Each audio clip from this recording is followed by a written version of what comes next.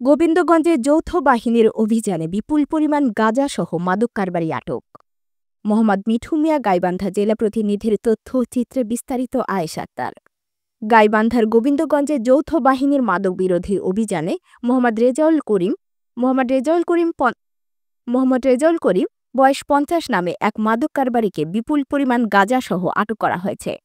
শনিবার ২৮ জুন রাত ৩টা থেকে ভোর ৫টা পর্যন্ত উপজেলার হরিরামপুর ইউনিয়নের ক্রোরগাছা গ্রামে এ অভিযান পরিচালনা করা হয়। আটক রেজাউল করিম ওই গ্রামের মৃত মান্নান মণ্ডলের ছেলে। যৌথ বাহিনী জানায়, গোপন সংবাদের ভিত্তিতে অভিযান চালিয়ে তাকে আটক করা হয়। এ সময় তার কাছ থেকে বিপুল পরিমাণ গাঁজা উদ্ধার করা হয়।